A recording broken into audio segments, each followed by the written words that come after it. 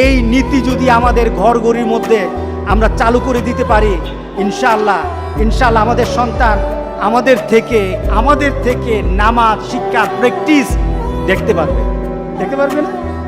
কি বলেন, দরকার আছে কিনা বলেন? প্রথম কথা কি বলেন তো দেখি, নিজে নামাজ পড়ব। দ্বিতীয় হলো, নামাজ যখন পড়ব আমার সন্তানগুলো আমার পাশে থাকবে, তারা যেন আমাকে দেখে দেখে নামাজ অনুসরণ করতে পারে। দ্বিতীয় কথা হলো, সন্তান যখন একটু বুঝের হবে, তাকে যখন বুঝানো যাবে, তখন এই সন্তানকে নিয়ে মসজিদে যাব।